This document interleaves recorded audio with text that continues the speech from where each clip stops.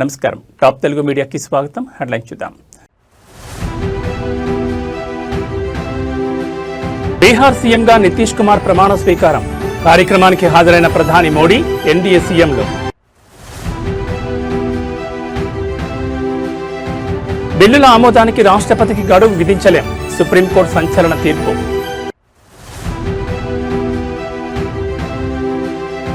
అనిల్ అంబానీకి మరో భారీ షాక్. నవీ ముంబై, చెన్నై, పుణె, భువనేశ్వర్లోని ఆస్తుల అటాచ్.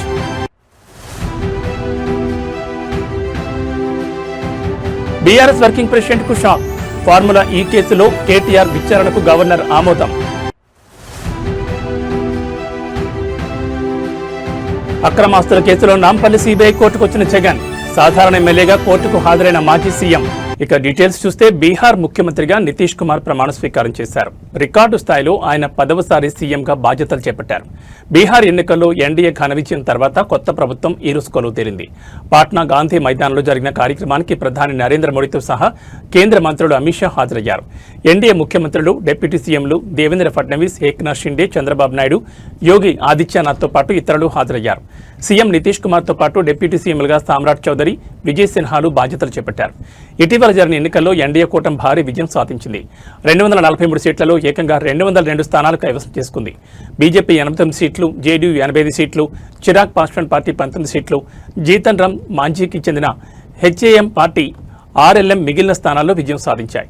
మరోవైపు ప్రతిపక్ష ఆర్జేడీ, కాంగ్రెస్ కూటమి కేవలం 35 సీట్లకు మాత్రమే పరిమితమై ఘోర పరాజయాన్ని చవిచూసింది.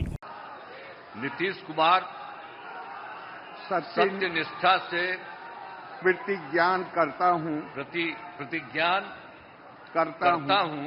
कि मैं विधि द्वारा स्थापित भारत के संविधान के प्रति सच्ची श्रद्धा और निष्ठा रखूंगा।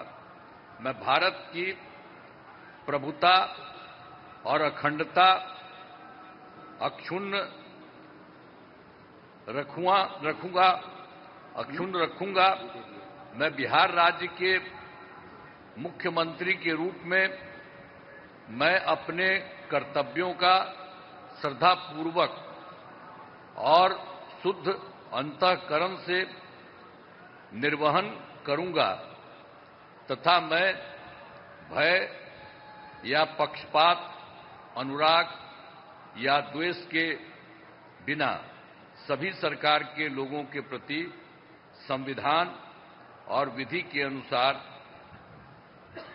न्याय करूंगा। मैं नीतीश कुमार सत्यनिष्ठा से प्रतिज्ञा करता हूं कि जो विषय बिहार राज्य के मुख्यमंत्री के रूप में मेरे विचार के लिए लाया जाएगा अथवा मुझे ज्ञात होगा, उसे किसी व्यक्ति या व्यक्तियों को तब से सिवाय जबकि ऐसे मुख्यमंत्री के रूप में अनेक कर्तव्यों के सम्यक और निर्वहन के लिए ऐसा करना अपेक्षित हो, मैं प्रत्यक्ष अथवा अप्रत्यक्ष रूप से संसूचित या प्रकट नहीं करूंगा। धन्यवाद. రాష్ట్రాల శాసనసభలు ఆమోదించి పంపిన బిల్లులను ఆమోదించే విషయంలో రాష్ట్రపతి, గవర్నర్లకు గడువును విధించలేరని సుప్రీంకోర్టు స్పష్టం చేసింది. బిల్లుల ఆమోదానికి గవర్నర్, రాష్ట్రపతి, గవర్నర్లకు గడువు విధించలేమని తెలిపింది. బిల్లుల ఆమోదానికి గవర్నర్కు కాలపరిమితి లేదని, అదే సమయంలో గవర్నర్లు అపరిమిత అధికారాలను వినియోగించలేరని స్పష్టం చేసింది. రాష్ట్రపతి, గవర్నర్లకు న్యాయస్థానం గడువు విధించడంపై రాష్ట్రపతి ద్రౌపది ముర్ము సంధించిన ప్రశ్నలపై సీజీఐ జస్టిస్ బీఆర్ గవాయ్ నేతృత్వంలోని 5గురితో కూడిన సుప్రీంకోర్టు రాజ్యాంగ ధర్మాసనం గురువారం తీర్పు వెలువరించింది. ఈ సందర్భంగా గవర్నర్కు మాత్రం తాము సూచనలు చేయగలమని స్పష్టం చేసింది. బిల్లుల విషయంలో గవర్నర్కు 3 ఎంపికలు మాత్రమే ఉన్నాయని, బిల్లును ఆమోదించడం, రాష్ట్రపతికి పంపడం, బిల్లును తిరిగి అసెంబ్లీకి పంపడం మాత్రమే చేయాలని, ఇవి కాకుండా గవర్నర్కు 4 అధికారం లేదని స్పష్టం చేసింది. తమిళనాడు అసెంబ్లీ ఆమోదించిన బిల్లులను గవర్నర్ ఆర్ఎన్ రవి ఆమోదించకుండా సుదీర్ఘకాలం జాప్యం చేయడం పట్ల ఆ రాష్ట్ర ప్రభుత్వం గతంలో సుప్రీంకోర్టును ఆశ్రయించింది. దీనిపై విచారణ జరిపిన 2 సభ్యుల ధర్మాసనం బిల్లులపై గవర్నర్, రాష్ట్రపతి 3 నెలల్లోగా నిర్ణయం తీసుకోవాలని, లేదంటే అవి ఆమోదం పొందినట్లే పరిగణించాలని గత సెప్టెంబర్లో తీర్పిచ్చింది. ఈ తీర్పుపై రాష్ట్రపతి ద్రౌపది ముర్ము రాజ్యాంగ అధికరణం 143(1) ప్రకారం తనకున్న అధికారాన్ని వినియోగిస్తూ 14 ప్రశ్నలకు సుప్రీంకోర్టు సంధించింది. రాష్ట్రపతి అభ్యర్థన మేరకు విచారణ జరిపిన సర్వోన్నత న్యాయస్థానం ఈ కీలక తీర్పును వెలువరించింది.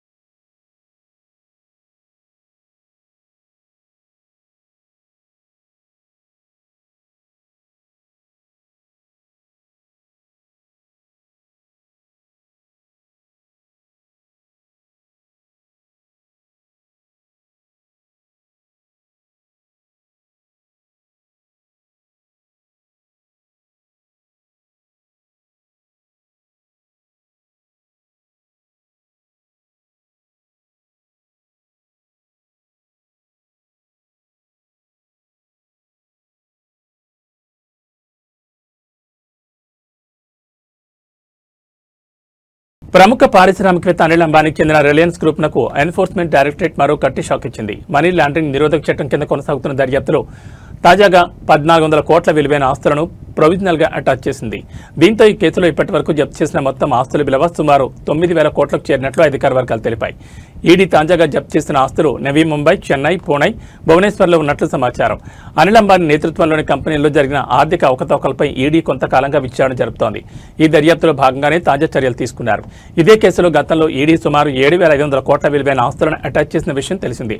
ఇప్పుడు అదనంగా మరో 1,400 కోట్ల ఆస్తులను జప్తు చేయడంతో దర్యాప్తు మరింత ముమ్మరమైనట్లు స్పష్టమవుతోంది. ఈ కేసులో విచారణ ఇంకా కొనసాగుతోందని, జప్తు చేసిన ఆస్తుల స్వరూపం, అక్రమ లావాదేవీలతో వాటికున్న సంబంధాలపై త్వరలో మరిన్ని వివరాలు వెల్లడించే అవకాశం ఉందని ఈడీ వర్గాలు పేర్కొన్నాయి.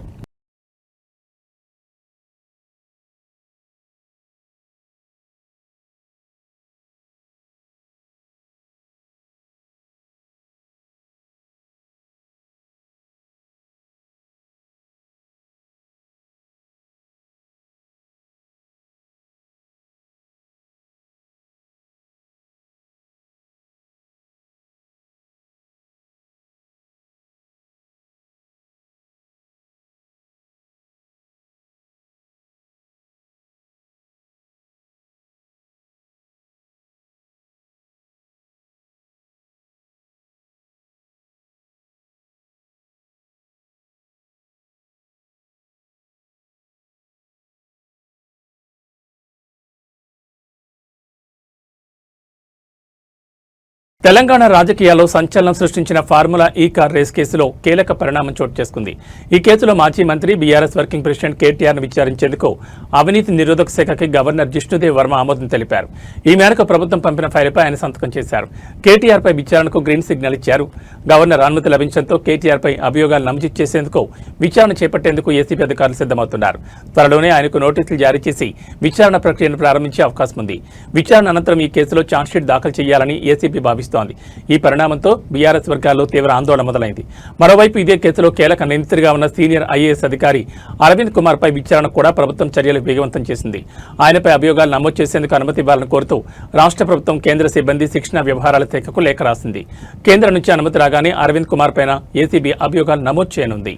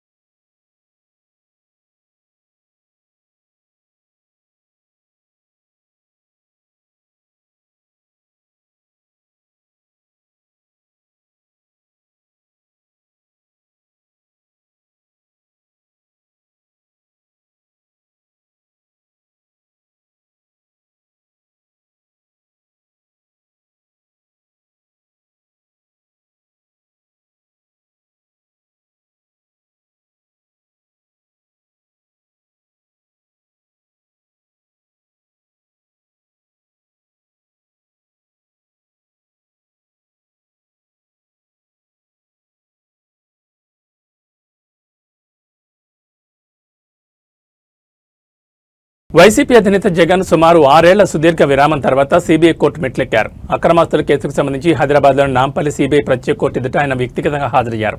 ముఖ్యమంత్రిగా ఉన్నప్పుడు వ్యక్తిగత హాజరు నుంచి మినహాయింపు పొందిన జగన్ ఎన్నికల అనంతరం కూడా అదే మినహాయింపును కొనసాగించాలని కోర్టును కోరారు.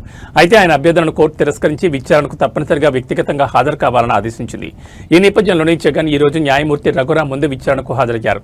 జగన్ రాక సందర్భంగా ఎలాంటి అవాంఛనీయ ఘటనలు జరగకుండా కోర్టు ప్రాంగణంలో పోలీసులు భారీ భద్రతా ఏర్పాట్లు చేశారు. అక్రమాస్తుల కేసుకు సంబంధించి సీబీఐ మొత్తం 11 ఛార్జ్షీట్లు దాఖలు చేసింది. ఈ కేసుల్లో తమను తొలగించాలని కోరుతూ దాఖలైన సుమారు 130 డిశ్చార్జ్ పిటిషన్లు ఇంకా కోర్టులో పెండింగ్లో ఉన్నాయి. గతంలో ముఖ్యమంత్రి హోదాలో ఉన్నప్పుడు అధికారిక కార్యక్రమాల కారణంగా జగన్ కోర్టుకు హాజరు కాలేకపోయారు. అయితే ఇప్పుడు ఆయన సాధారణ పౌరుడిగా, సాధారణ ఎమ్మెల్యేగా విచారణ ఎదుర్కోవాల్సి వస్తోంది. కోర్టు ఆదేశాల మేరకు ఆయన క్రమం తప్పకుండా విచారణకు హాజరు కావాల్సి ఉంటుంది.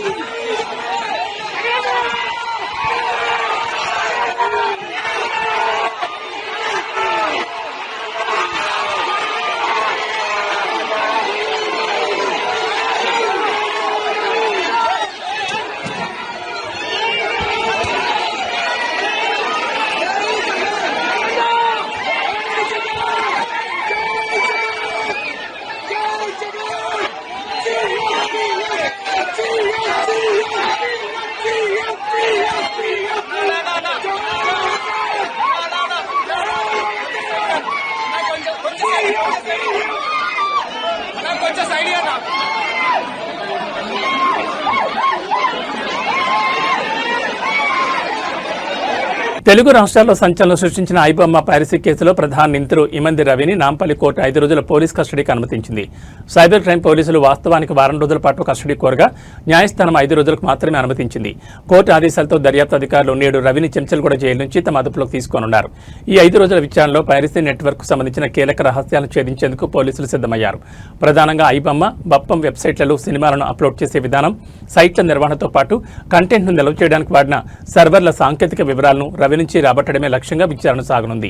సినీ పరిశ్రమకు తీవ్ర నష్టం కలిగిస్తున్న ఈ కేసులో రవి కీలక సూత్రధారి కావడంతో ఈ కస్టడీ విచారణలో మరిన్ని సంచలనాత్మక విషయాలు వెలుగులోకి వచ్చే అవకాశం ఉంది.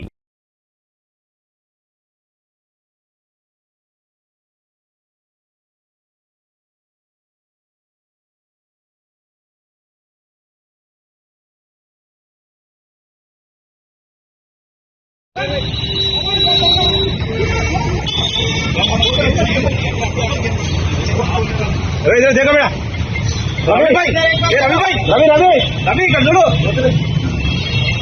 హైదరాబాద్ నగరంలోని పలు ప్రముఖ బిర్యానీ హోటళ్లపై ఆదాయ పన్ను శాఖ అధికారులు దాడులు నిర్వహించడంతో కలకలం రేగింది. పన్నుల ఎగవేతకు పాల్పడుతున్నారన్న సమాచారంతో పిస్తా హౌస్, మెహఫిల్, షాగౌజ్ హోటల్ యజమానుల ఇళ్లు, కార్యాలయాలపై ఏకకాలంలో సోదాలు చేపట్టారు. ఈ తనిఖీల్లో భాగంగా పిస్తా హౌస్ యజమాని నివాసంలో 5 కోట్ల నగదును అధికారులు గుర్తించి స్వాధీనం చేసుకున్నారు. నిన్న ఉదయం నుంచి దాదాపు 35 బృందాలు నగరంలోని 30కి పైగా ప్రాంతాల్లో ఈ సోదాలు నిర్వహించాయి. హోటళ్లలో జరిపిన తనిఖీల్లో వ్యాపార లావాదేవీలకు సంబంధించిన కీలక పత్రాలతో పాటు పెద్ద సంఖ్యలో హార్డ్ డిస్కులను అధికారులు సీజ్ చేశారు. ముఖ్యంగా ఆన్లైన్ ఫుడ్ డెలివరీ యాప్ల ద్వారా వచ్చే ఆర్డర్లకు సంస్థ చూపిస్తున్న లెక్కలకు మధ్య భారీ తేడాలున్నట్లు ప్రాథమికంగా గుర్తించారు. ఈ 3 హోటళ్లలోనూ ఆన్లైన్ ఆర్డర్లకు సంబంధించిన సరైన వివరాలు లేకపోవడాన్ని అధికారులు తీవ్రంగా పరిగణిస్తున్నారు. స్వాధీనం చేసుకున్న హార్డ్ డిస్కుల్లోని సమాచారం ఈ కేసు దర్యాప్తులో కీలకం కానుందని, పూర్తి విశ్లేషణ తర్వాత పన్ను ఎగవేత ఏ స్థాయిలో జరిగిందనే దానిపై స్పష్టత వస్తుందని ఐటీ వర్గాలు భావిస్తున్నాయి.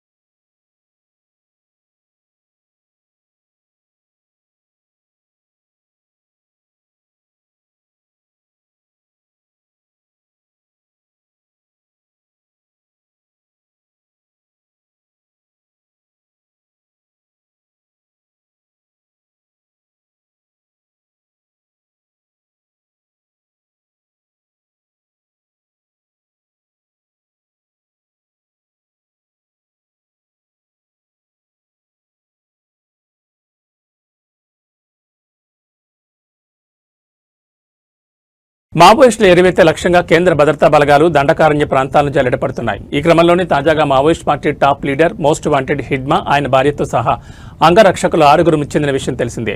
అయితే ఈ నెల 28 నుంచి 30 వరకు దేశంలో మావోయిస్టుల ఎరివేత, ఆపరేషన్ కగార్, టెర్రరిస్ట్ దాడుల ఎజెండాతో ఆల్ ఇండియా డీజీపీల సమావేశం జరగబోతోంది. అప్పట్లోపై మావోయిస్టుల మాట వినిపించకుండా చేసేందుకు కేంద్ర ప్రభుత్వం శరవేగంగా ముప్పేట దాడికి ప్లాన్ చేస్తోంది.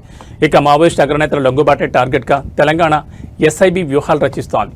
మరోవైపు మావోయిస్ట్ పార్టీ మరో అగ్రనేత దేవ్జీ అలియాస్ తిప్పిరి తిరుపతి, మల్లా రాజిరెడ్ల కోసం ఏఓబీలో కోంబింగ్ ఆపరేషన్ ముమ్మరంగా కొనసాగుతోంది. అయితే అనూహ్యంగా మావోయిస్టులు తిప్పిరి తిరుపతి, మల్లా రాజిరెడ్లను కోర్టులో ప్రవేశపెట్టాలని తెలంగాణకు చెందిన గంగాధర్ అనే వ్యక్తి ఆంధ్రప్రదేశ్ హైకోర్టులో పిటిషన్ దాఖలు చేశారు. ఆ పిటిషన్లో ఈ నెల 18న పోలీసులు దేవ్జీ అలియాస్ తిప్పిరి తిరుపతి, మల్లా రాజిరెడ్లను నిర్బంధంలోకి తీసుకున్నారని పేర్కొన్నారు. అయితే ఆ పిటిషన్ రేపు హైకోర్టు ధర్మాసనం ఎదుటకు విచారణకు రానుంది.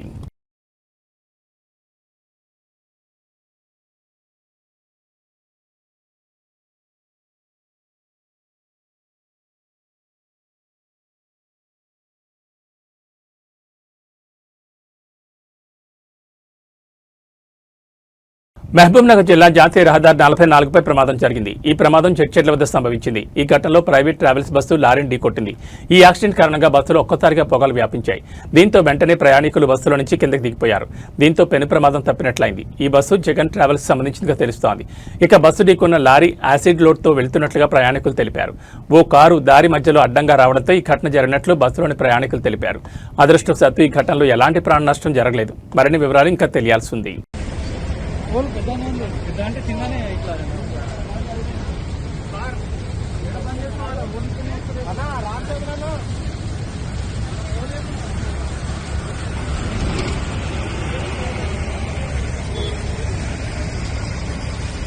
తెలుగు సినీ ప్రియులకు సుపరిచితమైన పైరసీ వెబ్సైట్ ఐబొమ్మను పోలీసులు మూసివేయించిన కొన్ని రోజులకే మరో కొత్త వెబ్సైట్ కలకలం రేపుతోంది.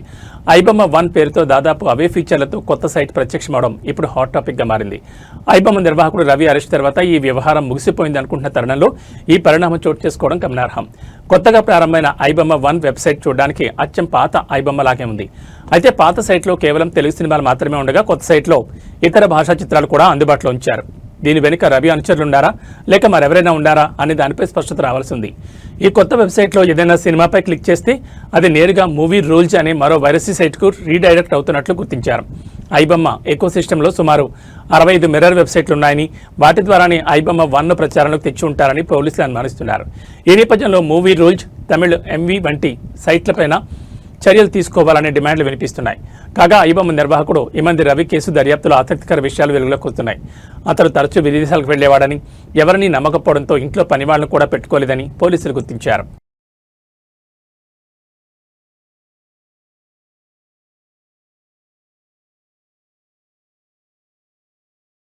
2 దశాబ్దాల క్రితం తెలుగు రాష్ట్రాల్లో సంచలనం సృష్టించిన సినీ నటి ప్రత్యూష మృతి కేసు విచారణకు తుది దశకు చేరుకుంది. ఈ కేసులో నిందితుడు గొడిపల్లి సిద్ధార్థరెడ్డికి హైకోర్టు విధించిన జైలు శిక్షను సవాల్ చేస్తూ ఆయన దాఖలు చేసిన అప్పీల్పైన శిక్షణ పెంచాలని కోరుతూ ప్రత్యూష తల్లి సరోజినీదేవి వేసిన పిటిషన్పైన సుప్రీంకోర్టు బుధవారం తన తీర్పును రిజర్వ్లో ఉంచింది. జస్టిస్ రాజేష్ బిందాల్, జస్టిస్ మన్మోహన్తో కూడిన ధర్మాసనం ఇరుపక్షాల వాదనలు విన్న అనంతరం ఈ నిర్ణయం తీసుకుంది. హైదరాబాద్లో ఇంటర్ చదివే రోజుల్లో ప్రత్యూష సిద్ధార్థరెడ్డిని ప్రేమించుకున్నారు. 2002 ఫిబ్రవరి 23న వీళ్ళిద్దరూ పురుగుల మందు తాగిన స్థితిలో ఆసుపత్రిలో చేరగా చికిత్స పొందుతూ మరుసటి రోజు ప్రత్యూష్ మరణించింది. సిద్ధార్థరెడ్డి కోలుకున్నాడు. ఈ ఘటనపై దర్యాప్తు చేపట్టిన సిబిఐ ఆత్మహత్యకు ప్రేరేపించారన్న ఆరోపణలతో సిద్ధార్థరెడ్డిపై ఛార్జ్షీట్ దాఖలు చేసింది. కేసును విచారించిన హైదరాబాద్ మెట్రోపాలిటన్ సెషన్స్ కోర్టు 2004లో సిద్ధార్థరెడ్డికి 5 ఏళ్ల కఠిన కారాగార శిక్ష విధించింది. దీనిపై నిందితుడు హైకోర్టును ఆశ్రయించగా 2011లో ఉన్నత న్యాయస్థానం శిక్షను 2 ఏళ్లకు తగ్గించి జరిమానాను 50,000కు పెంచింది. హైకోర్టు తీర్పును సవాల్ చేస్తూ సిద్ధార్థరెడ్డి శిక్షను పెంచాలని కోరుతూ ప్రత్యూష తల్లి సరోజినీదేవి 2012లో సుప్రీంకోర్టులో అప్పీల్ దాఖలు చేశారు. సుప్రీంకోర్టులో సిబిఐ తరపు న్యాయవాది వాదనలు వినిపిస్తూ ప్రత్యూషను ఆత్మహత్యకు పురిగొల్పినందుకు నిందితుడికి గరిష్ట శిక్ష విధించాలని కోరారు. అయితే నిందితుడి తరపు న్యాయవాదులు వాదిస్తూ ఇద్దరూ కలిసే విషయం తాగారని, కాబట్టి ఇది ఆత్మహత్యకు ప్రేరేపించడం కిందకు రాదని తెలిపారు.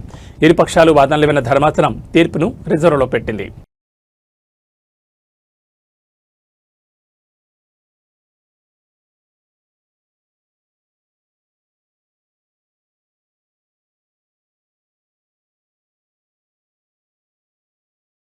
ఇవి ఈ బులెటిన్ విశేషాలు. మరో బులెటిన్లో మళ్ళీ కలుసుకుందాం. నమస్కారం.